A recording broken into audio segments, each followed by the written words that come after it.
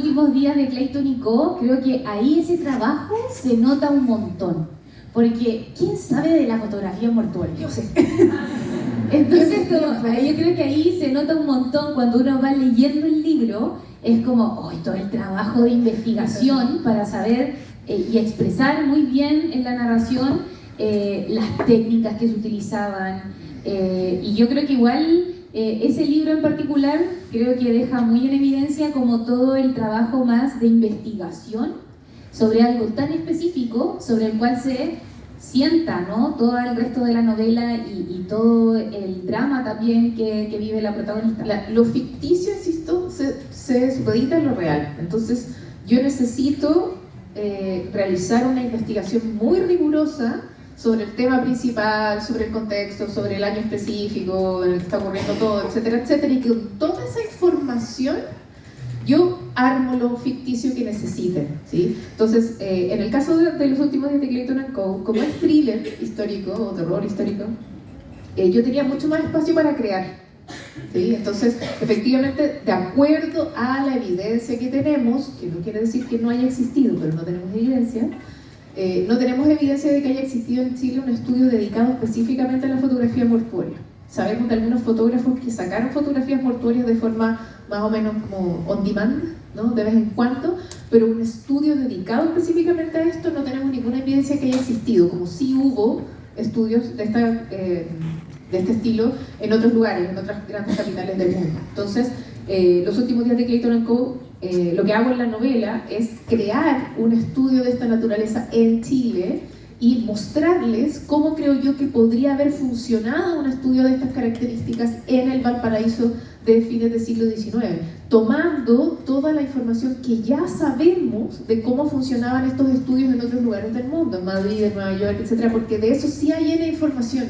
Entonces no me costó nada, en el fondo, armar como la posibilidad de este estudio puesto en Valparaíso. No me costó nada porque hay mucha información sobre los estudios de fotografía mortuoria y también tenemos harta información de lo que estaba pasando en Valpo a fines del siglo XIX. Entonces ahí junté, ¿no?, uno más uno, y ahí armó los últimos días de Clayton Co. En el caso específico del buzón, yo estaba mucho más amarrada de manos de dónde podía entrar la ficción. ¿Por qué? Porque específicamente en el buzón a mí me interesaba mucho más la divulgación histórica como tal, porque yo sabía, tenía clarísimo que si bien la fotografía mortuoria es un tema del que no se conoce mucho, pero tiene más como de atractivo morboso, por así decirlo, ¿no?, es más entretenido como saber de fotografía mortuoria, el incendio de la compañía era algo necesario de saber, tenía más que ver con justicia histórica, no con entretenerlos necesariamente. Entonces yo me tomé esa pega con mucha más seriedad y eso significaba que tenía que escoger con pinzas dónde incluir la ficción. Entonces, por ejemplo, me preguntan, ¿quién no ha leído? Porque voy a lanzar un spoiler espantoso. ¿No? Ya, en verdad no es spoiler de la novela, es spoiler del hecho histórico, ¿sí? No de la novela, les voy a adelantar el hecho histórico por si no lo conocen. En la realidad, ¿no?, en el hecho histórico, cuando empieza el incendio, la primera persona que sale de la iglesia y la única que salva completamente ilesa es, ¿quién creen ustedes?, el párroco, por supuesto. Es el primero en salir, ¿no? Juan Bautista Ugarte, el jesuita, es el primero en salir de la iglesia, salva completamente ileso. Perdón, no es lo único, porque él estaba con el nuncio Izaguirre, ¿no?, otro chileno, otro cura chileno. Los dos, ¿no?, son los primeros en escapar muy tranquilamente y salvar ileso. Entonces, hay muchísima información histórica real sobre este párroco, porque en la época todos lo odiaban. Eso yo no lo inventé. Yo fui a los diarios de la época y transversalmente lo odiaban. No encontraban un charlatán de aquellos. El tema del buzón de las impuras era súper polémico. Ni al arzobispo Valdivieso le gustaba mucho, lo llamó al orden varias veces. O sea, esto es algo que ya se comentaba en el diario. Y de verdad a la gente Ugarte no le caía bien. habla NBL. Entonces yo me agarro de eso y con eso el perfil, ¿sí? Entonces en la novela como tal, para el momento del incendio, la gran mayoría de los lectores lo único que quiere es que Ugarte muera de la forma más dramática, ¿no? Tragedia griega, ¿sí? Y yo los entiendo completamente, porque es súper odiado, un villano de aquellos. Y me preguntan, Fran, ¿por qué no lo mataste? No, yo quería esa escena en la que muriera y que se desintegrara de a poco. Y yo les digo, oigan, si yo armando la novela, créanme que imaginé como ese programa que creo que era de Nat Geo, ¿no? Las 1001 formas de morir. O sea, imaginé todas las formas posibles de asesinarlo y que muriera lentamente, ¿no creen que sí? El problema es que yo había decidido que era más importante que supieran la verdad. No darme gustitos literarios, que podría haberlo hecho, porque soy novelista, no historiadora. Podría haberme dado un tremendo gustito literario y haber imaginado esta escena de muerte dolorosa, tortuosa. Preferí relatarles lo más fome y anticlimático que existe, que es, Fran, ¿y qué pasó con el cura? Nada. Ya, pero algo tiene que haber pasado, pues le dice que no. Ya, pero no sé, lo llevaron a juicio, que yo decía que no. Y a tribunales alguien lo acusó de... Había fuera eclesiástico, no había forma de llevar en ningún tribunal, imposible. Ya, pero algo tiene que haber pasado después, no sé, la gente... ¿no? Murió de viejo, calentito en su cama, siguió haciendo misa el resto de su vida, murió en la impunidad más absoluta, vivió en la impunidad más absoluta y murió en la impunidad más absoluta. Qué terrible decirles eso, pero eso fue lo real. Y yo prefería comunicarles lo real antes de darme un gustito literario. Que en Clayton & Co. sí me doy hartos gustitos, porque puedo, porque no es tan grave, porque no es tan importante. En El Buzón no. Y eso es una decisión autoral, porque de nuevo, nadie me obliga.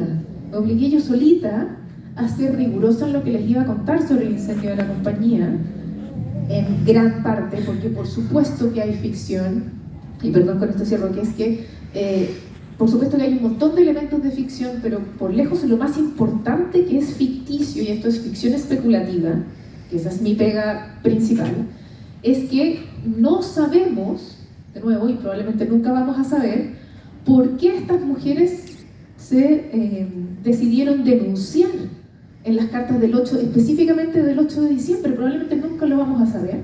¿Cuáles fueron sus motivos? ¿Qué decían esas cartas? Nunca lo vamos a saber, porque el intendente de Santiago se preocupó de hacer desaparecer el buzón. Y sus razones tampoco nunca las vamos a conocer.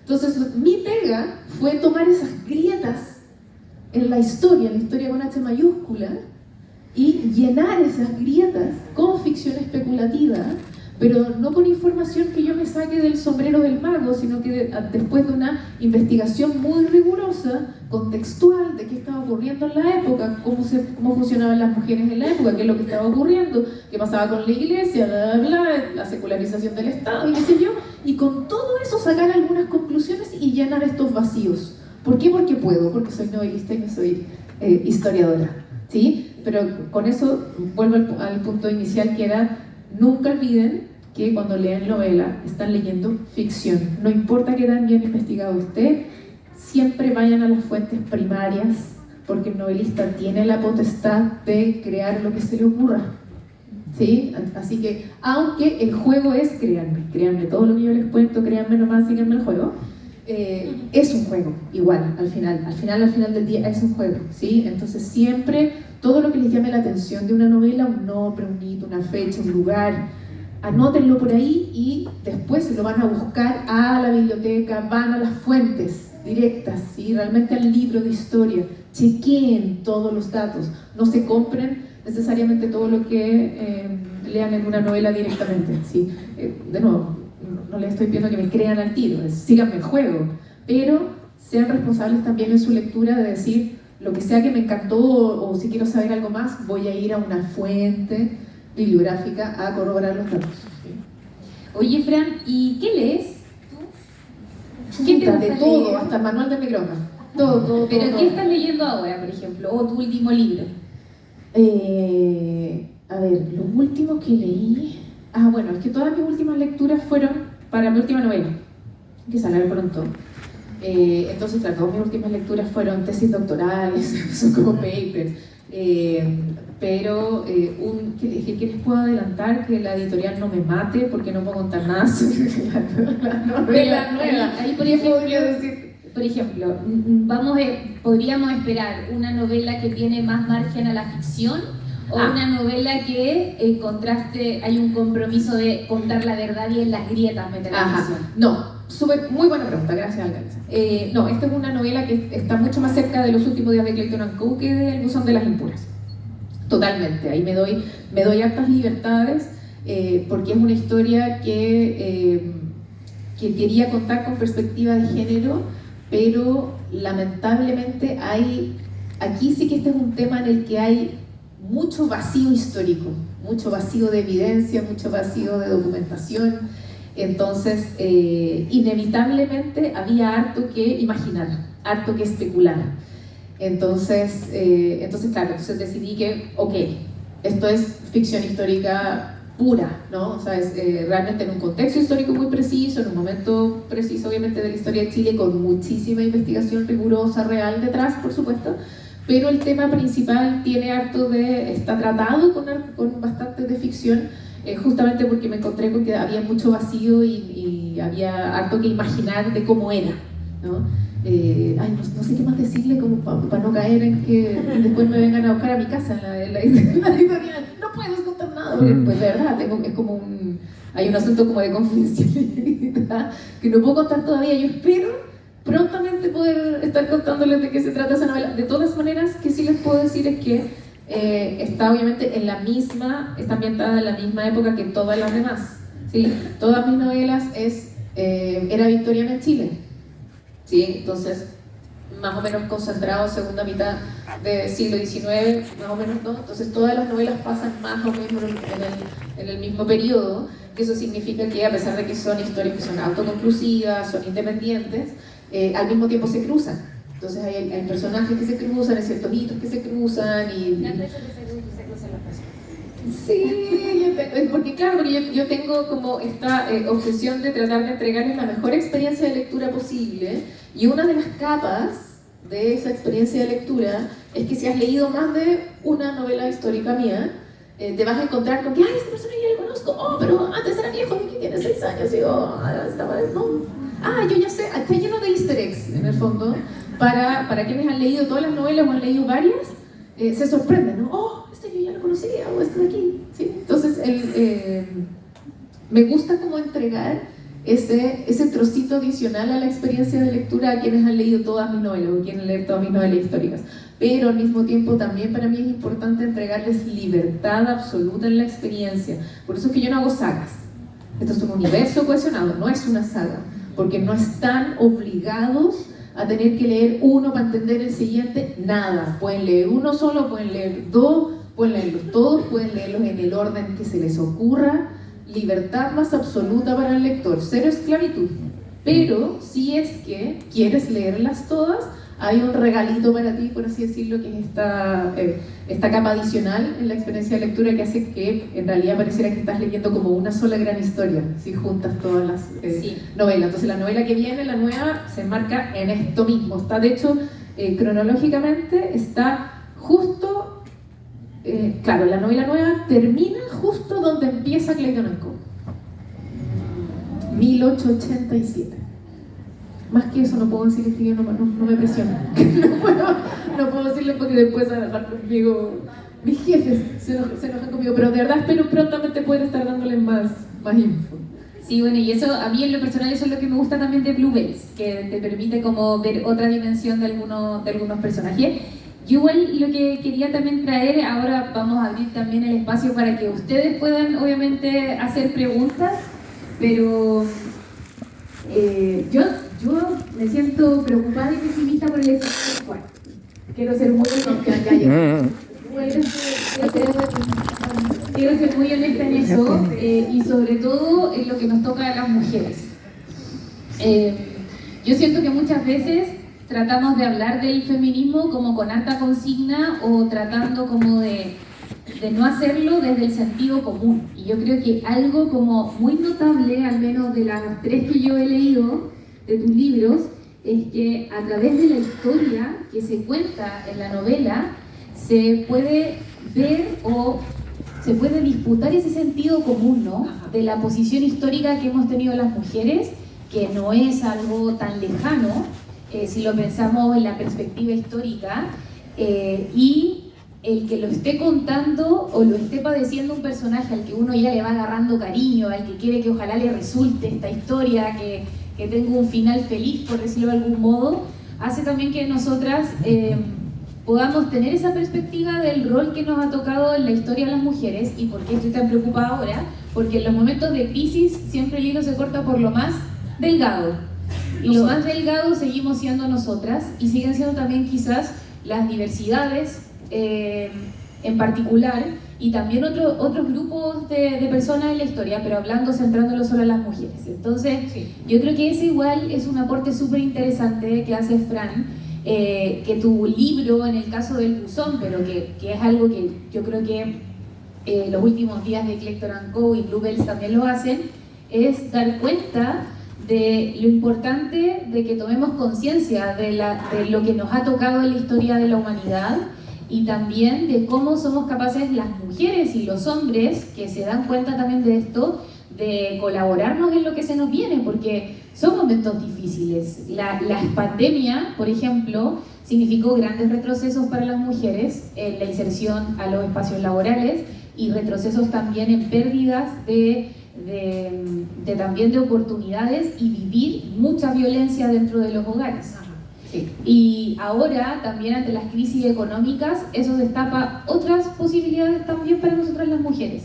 Entonces creo que es súper importante, más allá de las consignas, o ya está hablando de feminismo esta otra, más allá de eso, es hablar desde el sentido común, porque es algo que se habita todos los días, y lo habitamos de forma más o menos consciente, y lo habitamos todas, pero todas, desde la que tiene más plata, que obviamente quizás va a tener mejores condiciones para salir adelante, hasta las mujeres que viven en situación de extrema pobreza. Entonces yo creo que en este contexto, tener una escritora como tú, Fran, creo que aporta mucho, y sobre todo aporta mucho a las personas que les llega a sus manos tu libro, porque si hay un hilo común, es que hay mujeres fuertes, mujeres que tienen que luchar por o sacar la voz, o que deciden sacrificar quizás otros anhelos, pero lo hacen por sus sueños, y yo creo que eso es algo muy rescatable de los libros. En otra instancia habla justamente un poco de lo mismo, y ahí me mandé una frase que puede sonar súper quizás profunda, grandilocuente, que obviamente quizás no tengo todo el espacio del mundo para profundizar en ella, pero decía que en mis novelas es algo que yo hago muy conscientemente. Esto también es una decisión autoral. Para mí la justicia social es algo que es parte de mi día a día, es una preocupación para mí, y todas mis acciones como ser humano tienen un poco eso como en el foco, en el norte. Y algo que decía en otra instancia, también hablando sobre mis libros, es que es imposible hablar de justicia social sin hablar de feminismo. ¿no? Son indisolubles, ¿no? La justicia social con la búsqueda de equidad, de igualdad de oportunidades entre hombres y mujeres. O sea, es imposible hablar de uno sin hablar del otro. Entonces, indefectiblemente, si quiero poner en el centro de mis novelas la justicia social, indefectiblemente voy a terminar hablando de mujeres y minorías. Algo que, por ejemplo, ha sido súper celebrado del Buzón de las Impuras, que no pensé que se iba a notar tanto, y me alegro de que se haya notado un montón, es que uno de los coprotagonistas tiene una discapacidad física. Cuando digo de que para mí la representación en la literatura es importante, me refiero a esto. No solo a la representación de mujeres, que por cierto, y siempre eso me va a preocupar un montón, pero también de un montón de otros grupos que han sido marginados, ¿no? Todo tipo de diversidades. Y en ese caso también está, por ejemplo, las discapacidades físicas. ¿Cuándo fue la última vez que leyeron una novela con un personaje con discapacidad física en el siglo XIX? No existe. porque hay muy poco registro sobre personas con discapacidad en el siglo XIX. Eran personas que eran escondidas, aisladas de todo lo público. Había que hacer como que no existen, ¿no? Entonces había como un lavado de calles, ¿no? Hay que dejarlos encerrados en lazaretos o en claustros o en la torre más alta de la casa, pero hay que hacer como que no existen.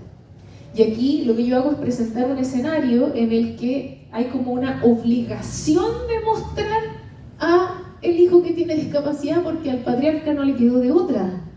Y eso hace que toda la dinámica familiar cambie, ¿no? Y yo les muestro efectivamente cómo vivía una persona con discapacidad física en el siglo XIX. Entonces, ese tipo de cosas a mí me preocupan un montón. Y es a través de eso que uno, y que esto obviamente es extrapolable con toda la ficción histórica, ¿verdad? Pero leyendo ficción histórica y leyendo lo que pasaba antes, uno puede hacer un muy buen juicio crítico de lo que está ocurriendo hoy día. Porque leyendo el buzón, por ejemplo, uno dice, claro, es súper obvio en qué hemos avanzado. Ya, claro, hoy día, no sé, las mujeres pueden ir a la universidad, hoy día puedo tener una cuenta corriente, me puedo comprar una casa. O sea, obviamente hay mil cosas que yo puedo hacer y que la protagonista del buzón no podía hacer. Entonces, hay avances que son bien evidentes, bien claros, ¿no? Y que no es ni siquiera necesario debatir. Sin embargo, el mismo hecho de entender cómo vivían las mujeres a mitad del siglo XIX te permite hacer ese juicio crítico de, claro, todo esto hemos avanzado, pero oye, todo esto otro seguimos igual, loco. Hace 160 años estamos cayendo con la misma piedra, porque es la misma cuestión. Me pasó mucho con recibiendo mensajes de mujeres que pertenecieron hace muy poco o todavía pertenecían a distintas como grupos dentro de congregaciones religiosas. Y me decían, Fran, estas penitencias que tú muestras en la novela, ¿tú crees que se acabaron en el siglo XIX? No, siguen exactamente igual hasta el día de hoy. ¿Sí? Uno empieza como a revisar los casos más bollados, no sé, los de los sodalicios, y uno dice, el Opus Dei, y uno dice, en verdad, esto así como haber terminado no ha terminado nunca, así que es súper vivo, ¿no? Entonces hay un montón de cosas en las que sí hemos avanzado y un montón de cosas en las que no, y la ficción histórica nos permite ese desarrollo de pensamiento crítico.